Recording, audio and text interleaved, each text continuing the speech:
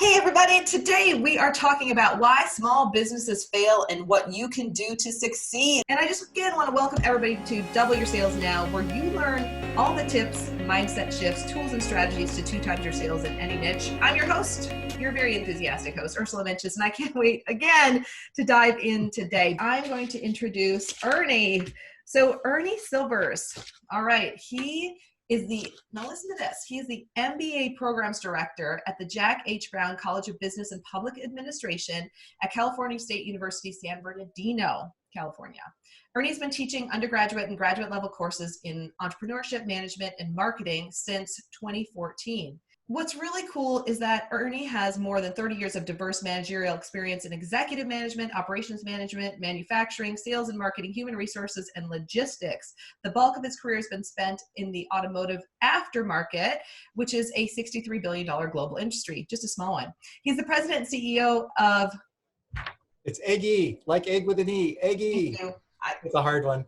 I meant to ask you. Eggy Machine Company, Inc., located in Santa Fe Springs, California. Eggy is a manufacturer and global distributor of internal engine components for vintage engine applications. As an entrepreneur, Ernie's the driving force behind Silver's Connection, a growing consulting practice focused on connecting people and business with opportunities for growth and profitability through lean concepts, process development, education, and training. He's also a U.S. Navy veteran who served 6 years and as an aviation electrician on C-130A aircraft stationed at Ernies, North Island, San Diego, California. He earned a master's degree in business administration from the University of Redlands, California. He's also an active member of Toastmasters, which we know very well, and that's in the Inland Empire chapter. So, and at the end, he'll talk about how you could actually book him to come and speak at your event, potentially. So with all of that, Ernie, you've had this really cool career.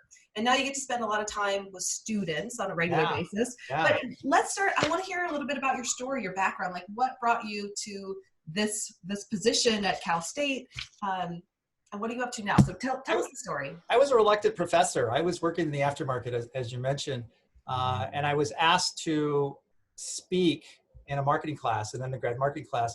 And I said, why would you want me to speak in a marketing class? I don't have nothing to say. Yeah. So I was prompted to come to the class. I stepped into class, I told my story, and that was it. I was hooked. And then it was a matter of, okay, how do I do this on a regular basis? And I became hired at the university, teaching one class, then it became two, became three. I called it my jobby. So it was a hobby, right? Because I had a real job. It was a hobby, and they were sending me checks. So that's my jobby, and I enjoyed that. But becoming very much attracted to helping young people grow. You know, like I said, 3 became 4 classes.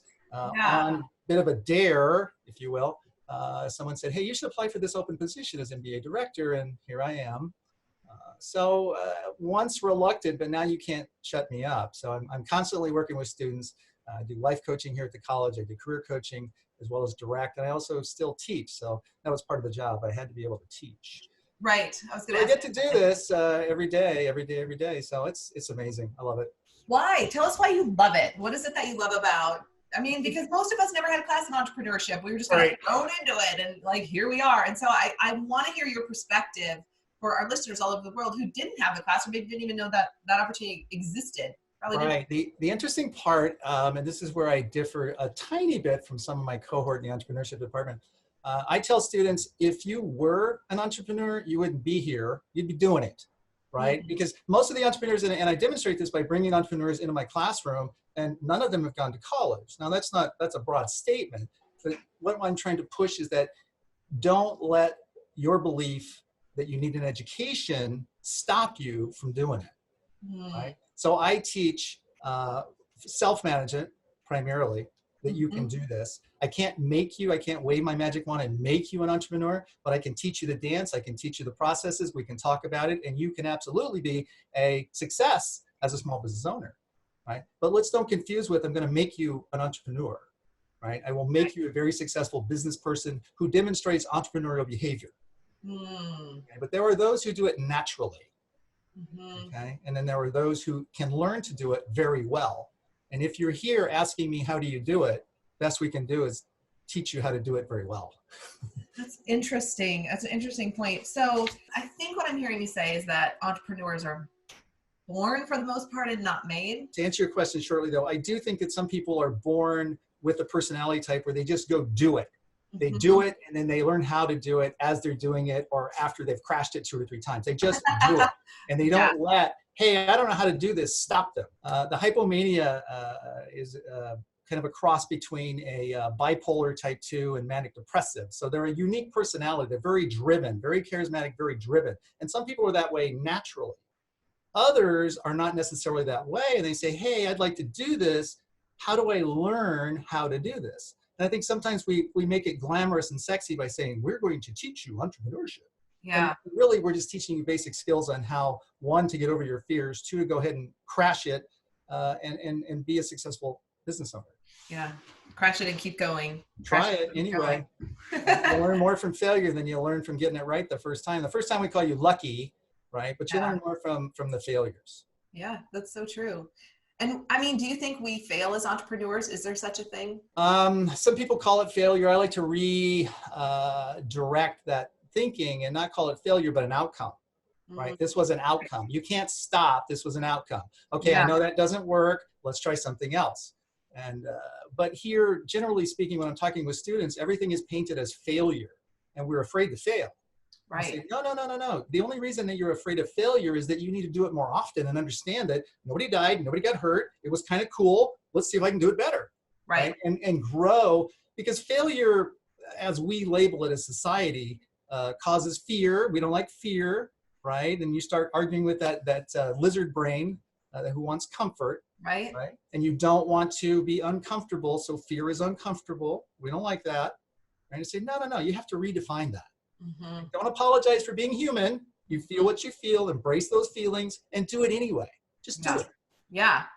I like the word, like, for everyone who's listening, I think that's a great reframe instead of failure. Outcome. It was just an outcome. What'd you learn from it? What are you going to do differently next time?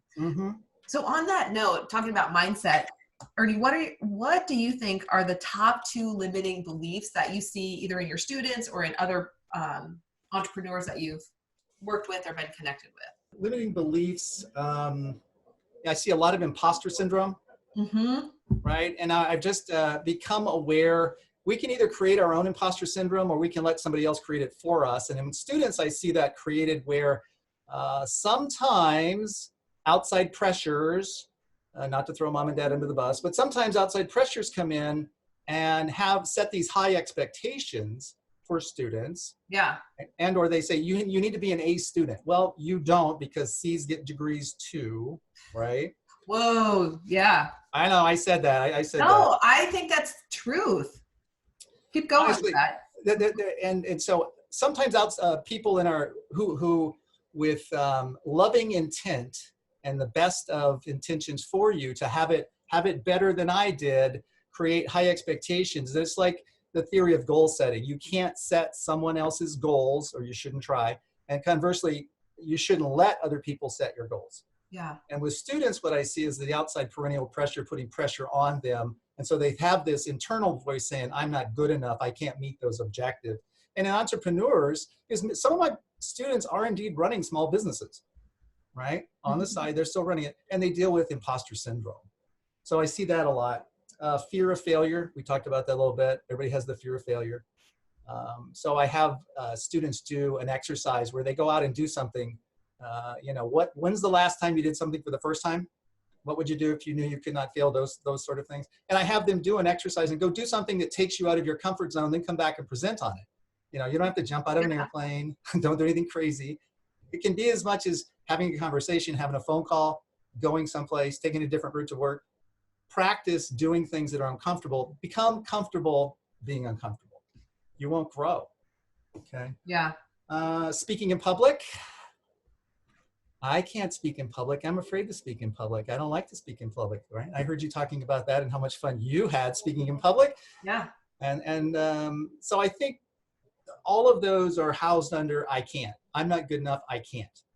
And they break out in a variety of ways. So the limiting beliefs they put on themselves of not being good enough, not being able to perform, trying to help them understand that's not true. Yeah. So it's challenging. It's challenging. I think this would be really great for your students to to watch back. Some of these things you're sharing today, it can be so good for them to hear. Seriously, just like what you talked about, C's get degrees too. And I want to go back to that because it reminds me of a book I read. It's a Dan Sullivan. Anyway, it doesn't matter. But the book talked about the importance of doing things at 80%. Right. Mm-hmm. And some of us who are, more of an A type and try to, make everything perfect before we get there. That used to be me. And I realized that's such a waste of time. The A's, like working for the A in perfection every time in your business, you're not going to get anything done. Like you're going to get so stuck in the getting ready to get started. So just that idea that C's get degrees too, because especially if you're an entrepreneur, no one's going to say, hey, can I see your transcript before I buy that service from you? They don't care. What they want to know is whether or not you can solve their problem. But even more than that, in business, we cannot, as entrepreneurs, get stuck in it has to be 100% every time. I don't know how many times I've talked to clients where they're getting ready to get started. The website has to be perfect. The business card. I'm like, no, get it done and you can make it better over time. Yeah, I say you can't wait for all the lights to turn green to leave the house. You have to just go. You have to just go. And you have to keep doing that. That never ends. I employ Mel Robbins. You may know about Mel Robbins. She talks about the 5-second rule. You have 5 seconds, right? Yes. And I teach the 5-second rule to my students, right? Don't procrastinate. Do it. You have 5 seconds. If you don't get it, you take some action in 5 seconds, you're just going to quit. Right. You're not going to get it done. And forget about the being perfect. It doesn't have to be perfect. You can tune it. You can correct it. You can change it. There is nothing perfect on the marketplace. Stop being perfect. Right. A students have that challenge. Yeah. Well, and once you have your own business, you hire people who are smarter than you anyway. That's how you get it done. Hire people who got A's in that subject. That's what I learn, and that's what I teach, and that's why I bring entrepreneurs into the classroom to help demonstrate that I didn't know how to do this, and this is what they'll tell the students. I didn't know how to do this, or I recognized I didn't know how to do it well, so I found somebody who could do it better than I, and I got it done. And I don't worry about that anymore. Yeah. Right? One of my entrepreneurs teaches, I can't keep a schedule. I already know. I can't show up on time. I can't be where I'm supposed to be. I can't do it. So I got somebody to keep my schedule. Guess what? Now I'm not late. I love it. That's right. Yes. So they don't know how to do things. Entrepreneurs typically, because we can't know how to do everything, right? So I don't know how to do it, but I'm going to find somebody who does, and I'm not going to worry about that. I don't do my own accounting. No. We don't do that, right? We find people that know how to do it better than us, and we focus on what we are good at. Right. Well, and not only do we not have to know how to do it, but why would we want to do it? I don't want to do my accounting. I want somebody really good to put a P&L report together for me. And I know how to do checks and balances in, but I'm not, if I had to do that, I would shut my company down because that would just be horrific for me. So it's such a great reminder that do the stuff you're good at. And I want to go back to imposter syndrome because I can't tell you how many people that I've had on the show who were entrepreneurs, are entrepreneurs, and have talked about it themselves. And so for students and people who are just starting out, the thing about imposter syndrome is that it doesn't stop.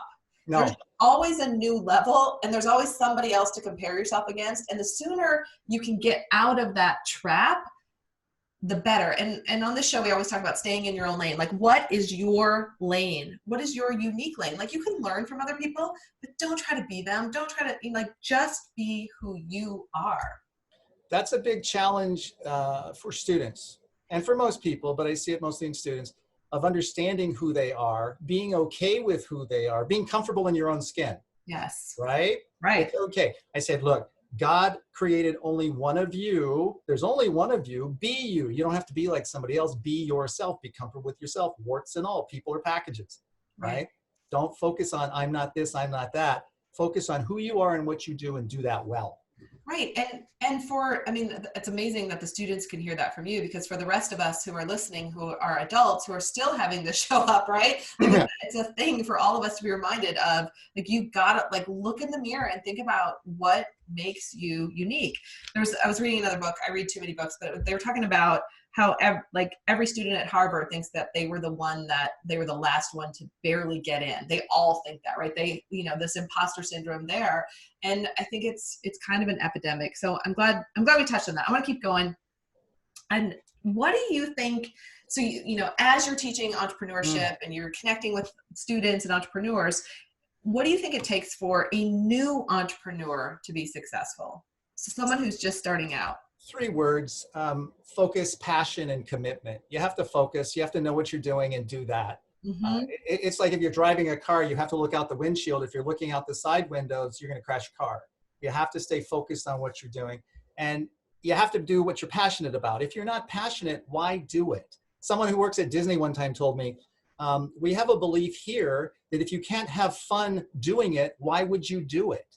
And sometimes people understand, or they don't understand that you should find something that you really enjoy doing because you're probably pretty good at it, and focus on that. Don't worry about what you can't do. And then you have to be committed. You have to be that no matter what, this is what I'm going to do. I'm committed to getting this done. I'm going to be successful. I'm going to build this business. I'm going to develop this product. I'm going to talk to these, whatever it is, you have to be committed. So you need passion, focus, and commitment, I think. Where do you think, of those three, where do you think most entrepreneurs get stuck, especially new entrepreneurs? Focus. Because they start looking around. Right? Oh, I need to do that. Oh, I need to do that. So they lose their focus. Yeah. Right. Because as entrepreneurs, like if that's how your brain works, like there's always the shiny object. There's always, I was just working with a client and she had so many product offerings. And I just said, all right, in her case, I should say services. It was, so many services, too many. Like she was just getting started. I'm like, you need 3 and do that really well. You could grow a 7-figure business with these 3. And she was like, whoa, because then her limiting belief was all about, I had to have all these services to offer to get to, her stretch goal. And I'm like, that's not even the thing. So narrow your focus down. And what about commitment? Like, what does that mean to you? Commitment is no matter what, I'm going to get this done. There's a lot of people who will help you, or at least try to persuade you that you're not going to get it done. You're going to fail. And again, we already have that problem within our own head, right? Of talking ourselves out of it with imposter syndrome. And if you don't stay focused and committed on what you're going to do, it's a no matter what, I'm going to make this happen. And understand it's not a straight line. Success is not a straight line. Yeah. Right? It's all over the place. It looks like a soup sandwich, if you will. It's a mess. But you have to stay focused on where you're going to go and what are you going to do. And no matter what, I'm going to be there. And understand that there's going to be ups, there's going to be downs, there's going to be failures, there's going to be successes, but I'm going to get there. I think you need people around you that will support that as well. You need to be around people who have the mentoring, right? Mentoring, networking, very important. You need to be around people that will help you understand, hey, this stuff happens. Don't worry about it. Let's keep going. Yeah. You need that coach. Yeah. And so let's talk about the no matter what piece. And because on a regular basis, I will say in my own life and business, there's a million things I don't want to do my business. Like there's so many things I'm passionate. I love doing this. I love my show. Yep. I love training, being in front. I love speaking. I love writing on most days, but there's still some times where it's like, there's some project or some piece that only I can do in my company for whatever reason. Right. And I got to push through it. So how do you encourage your students to push through the things they're fighting? Because in the beginning, you do a lot more than you do maybe 2 years down the road. Usually scheduling, right? Prioritizing and scheduling. And I read a book once called Eat That Frog. Right? Eat That Frog. And our friend Brian Tracy. It was about doing what you hate to do first. Yeah. Get it out of the way. Right? So there are some things in all of our lives that we have to do. Do it first. Because if you procrastinate, like Tony Robbins says, procrastinate later. Do it now. Right? I love that. Do it now. I mean, and for a lot of our clients, it's in the beginning, it's sales, right? They don't want to do sales. They don't want to make the sales calls. Calls. Right. It's such a great reminder, or even follow-up emails, like just the follow-up with prospects. And we talk about that too, the importance of getting it on the schedule early in the day so you get it done. Oh my gosh. All right. We're going to keep going. So we can talk all day, but I want to dig into your opinion. This is you. No. Why do you think, in all of your study, your reading, your personal experiences, why do you think so many small businesses fail? Because they're in it for the wrong reason. Ooh. They don't know why they started a business. And they didn't really create a company. They just created a job. Yeah. I see a lot of folks say, oh, I'm going to start this business. Really? Why? And the reality is because they don't know what they want to be when they grow up. They don't know what kind of job they want. So they end up creating a job, not a company, right? Sometimes they see the business as an extension of their own personal ATM. So if you cannot separate your life from your company, you're going to fail. The company has to be a separate entity. Now, it is very much a part of our lives because if you're starting a small business, you become that business. It's part of what you do. Right. But you have to see it as a separate entity, not just I couldn't get a job, so I thought I'd start a company. It's not that, right? And so it's a myriad of things. People start treating it like their own piggy bank. They lose that focus. Right. So like what you're saying is they might just start a part-time consulting practice and they're still running money through their personal account, or it hasn't been set up separately. It's not really, they're not super passionate about it. They just need money coming in. So it's more about the money than about anything else.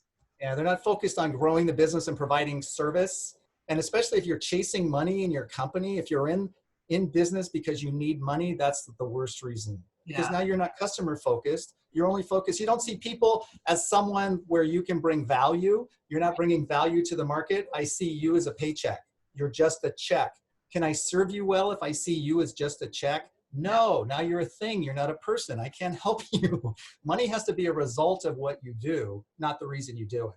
Now, we all cash the checks. We don't send them back. Don't get me wrong.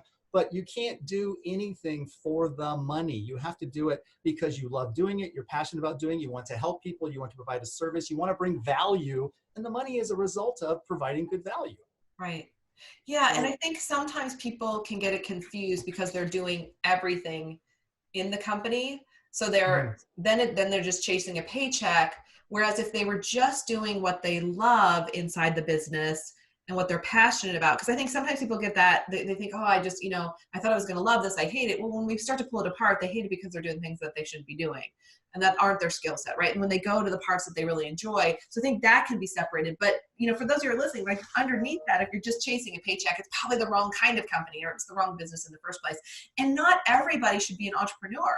I think there's that other piece. There's this belief and this fantasy that it's like, oh, it's so much freedom and it's just ease and grace all the time. And we all know that there are moments where it's awesome and there are moments where like you got to dig in to keep going. Not so much. There's a huge myth that I like to expose to my students and to other people. The myth suggests do what you love, you'll never work a day in your life. And I'll say that's nonsense. Do what you love and you will bust your butt every day of your life, but you'll have the biggest smile on your face like you swallowed a banana sideways. You'll be happy about it. You'll be exhausted, but you're loving to do it. You'll work harder at it. Yes, that's so true. Like if you don't wake up every day loving it, it's time to take a good look at what you're doing. Might be time to take a look. So you're an expert in many things. I know you don't love that word, but you have the 10,000 plus hours. So, but specifically, you work a lot with your students and other people in the area of personal and professional development. So we want to peek inside the classroom. Like what are 2 to 3 strategies that you teach your students on a regular basis? Okay, we've covered them. What I like to do is expose people to the idea of the lizard brain, right? The fight, flight, or freeze mechanism, and how really it wants to be comfortable and cozy and cuddled up in the fetal position in a dark room with no noises. So that is a limiting thing that will keep you from doing almost everything. I help people understand you need to get comfortable being uncomfortable. We talked about that a little bit, right? If you hate to do it, like public speaking, that's exactly why you should do it, to understand that it's going to be okay. I like teaching people, or at least exposing them to the concept of learn to laugh at yourself. Don't take yourself so serious. You're going to mess up. Enjoy the experience. Mess up. Now, as long as it's not illegal, immoral, indefensible in a court of law, and you weren't being willfully negligent, but you're going to make mistakes. So what? Who cares? Enjoy it. Laugh at yourself. Don't criticize yourself and say, look at that mess I get to make. I get to clean that up now, right? And just take it easy on yourself. We put too much pressure on ourselves. I do an exercise where I'll have students pull out their cell phones, which otherwise is an absolute nasty no-no. Pull out your cell phone and turn on the camera, flip it around, and let's take a selfie. And I have them all take a selfie. Now, they think this is big fun, right? The camera's out. Here we go. We take a selfie. And I say, okay, now look at that picture. And of course, they're looking at a picture of themselves. I say, that is your worst enemy right there. You will talk yourself out of everything you allow yourself to talk yourself out of. So just remember that can be your worst enemy, yourself, because we're harder on ourselves than anybody else. Or what I'd like you to do is learn to become your biggest fan and give yourself a break and start encouraging yourself and coaching yourself and pushing yourself to do everything you want to do. Yeah. Well, it's so easy. It's so, like, we say things to ourselves that we would never say to anyone else on the planet, even people that we're not close to or don't like, right? Like, we just never, we say these things, and it's like that, like, how, I mean, becoming your biggest fan, while it's a challenge, is one of the most important things I agree that you can do. And laughing at yourself, I can't tell you how this show, I laugh at myself. I've had people tell me to edit, like, they love the fact that we don't edit all the blunders out, because they're like, it makes it real. And they actually say, they'll say, well, it makes me feel like I could do it too. Like, it doesn't have to be perfect. And the videos I do, totally imperfect. I mean, that's the whole point. Like, if people can't connect with you, and in this day and age, yeah, we can edit everything, but that's not a connection. That's not real. So take the pressure off that it has to be perfect. I love laughing at yourself. I'm kind of going backwards, because one of the things you talked about was being the idea of being uncomfortable and stepping out to speak in public, if that's your biggest fear. And we know that is a lot of entrepreneurs' biggest fears, a lot of people's biggest fear. It was my biggest fear. I actually had a phobia. I had glossophobia. I don't have it anymore, but it was like, really, I would rather have gotten hit by a bus, knock on wood, glad that didn't happen, before I got on a stage. And what it took, I was just talking to someone else yesterday, like, what it took for me to get on the stage and deliver was, like, I don't even know how I made myself do it. It was beyond, like, what I could even comprehend in this moment. I can't even explain, like, what's in my head, because when you see me on stage, people think, oh, it's so easy for you. Yeah, like 20 years later, it's easy for me. Right.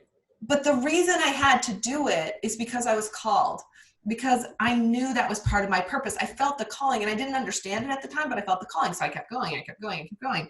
And so I want to chat about this for a minute, because for everyone who's listening, there's something they don't want to do right now that's right in front of them. Whether they're a student, whether they're an entrepreneur, whether they're thinking about becoming an entrepreneur. And it's like right in front of them, and it's the thing you don't want to do, but it's the thing that will take you to that next place. So, Ernie, I want you to share a story with us. Like, what is something, thinking about all the stuff you've done, the roles that you've been in, what is one thing that you definitely did not want to do, but it was the thing that brought you to the other side? It wasn't something I didn't want to do, but I'll tell you, something that I agreed to do, not realizing what I agreed to do. Yeah. Right? So they asked me here at the college, would you mind hosting a luncheon? Now that sounds cute, right? A luncheon. Yeah, right. How many people are going to be there, right? 10, 20, how many people will be there? I show up to the room, there's 300 people in the room.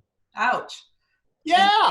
And yay. So now, right? Now I'm reaching for everything I think I know. Ernie, it's okay. You teach this stuff. Remember, you teach this stuff. You can do this. And I got to go on platform and now present. I'm MC of an award ceremony with 300 people in the room. And what I discovered is, and you know this, when you get on platform, you get into a zone. Yes. Right? But you have to allow yourself to get in that zone. And it's like doing anything else. You have to focus on your audience, not on yourself. Right. Stop thinking about what you feel. Think about the presentation. Think about the show. Think about the audience. How are they going to benefit from you standing up here doing this deal? And once I got done, that was my jumping out of an airplane moment, because I don't need to jump out of an airplane. When I was in the Navy, they taught me there is no reason to jump out of a perfectly good airplane. So I don't do that. But right. Speaking in front of 300 people when I'm thinking maybe I have a dozen, that was fun. Now I realize it's not really a deal. You go up there, and when I teach speaking, I teach something similar. Listen, don't apologize for being human. You have emotions, you feel what you feel. So if you're feeling nervous, you're identifying that with fear, but what that is your body getting ready to perform, right? So the endorphins or the adrenaline's going, and you're firing, and you're getting ready to perform, not fear. You've misidentified that. That product has the wrong label on it. Let's put a new label on it. My engines are warming up. I'm getting ready to play. Yeah. And when you have to talk yourself into that, right? That's fun. So do you ever use that stuff? Someone one time asked me, you listen to all these tapes, you ever use that stuff? Yeah, I do. Every day, right? Every day. Wow. That's great. I love to put a different label on it. And such a great example of what was on the other side for you. It was like, it wasn't a big deal. You learned to do that. And now you share it with everybody. You just shared that story with thousands more people. So it's going to be even more. But a great reminder for everyone who's listening, like, you've got to step through that thing that's in front of you. Well, Ernie, we are out of time. I just want to thank you for being here. And if you could kindly share your contact information. I think it's through LinkedIn. Like, is that the best place to find you? LinkedIn is the best place to find me. I'm also on the Cal State website under MBA, or they can email me at esilvers@csusb.edu. But LinkedIn would be the best. That's the fastest place to find me. Great. And I know you post some motivational things there. And if someone wanted you to MC their next event or speak at their next event. I'd be happy to do that. I love to do MC work. I love to do panel discussions. I love talking about helping people leave their comfort zone. Love it. And spreading that gospel of you can do this too. I just have to help you understand how. Yes. And getting people to take action. So yep, absolutely. I love it. You're speaking. That's why I wanted you on the show. You speak our language and staying out of the comfort zone. So thank you so much again for being here. We wish you an epic 2020. And thank you. Yes, your best year yet. And I want to thank our listeners all over the world. If you haven't yet, go to salescoachnow.com/gift. We have a really cool PDF on 6 secrets on how to double your sales, and who doesn't want that? It's easy. You can print it out. It's 1 page. It'll keep you motivated, get you to that next level. I'd also love to partner with you on your next event. You can learn more about our conferences and sales training sessions at Ursula Mentjes, and I'll spell it URSULAMENTJES.com. You can see all the latest keynotes there as well. Because you are a podcast listener, you get a special price to come to Sales Camp. We do 10 a year, 2 in San Diego, 8 in Minnesota. I would love to see you out at a live event. They sell out. We cap them at 25 attendees. So if you're interested, email us at contact@salescoachnow.com and mention in the email that you are a podcast listener. We had someone fly in from the East Coast recently. I'd never met them before. They heard me on the show and they ended up at Sales Camp. So we'd love to see you there too. Finally, if you love the show, please leave us a review on iTunes. Someone just left a review yesterday. We appreciate it so much, and it helps other people see if this show could help them as well. And share it with your friends. Thanks for being here. We love hearing from you. You can always email us at contact@salescoachnow.com, or you can email me directly at Ursula, URSULA@salescoachnow.com. I love hearing from you, and I want to hear what's going on. Are there topics that were meaningful for you? Are there other things that you want us to talk about? I'm doing a lot more solo shows. I've been getting a lot of emails about those. And so thank you. I'm glad you're enjoying them. Remember to leave a review on iTunes so you can talk about what the show means to you and share it with somebody else. Thanks, everybody, and make this your most epic month yet. Thank you so much for checking out this video. Subscribe and ring the bell if you haven't yet. And if you want to check out more videos, tap the screen right here.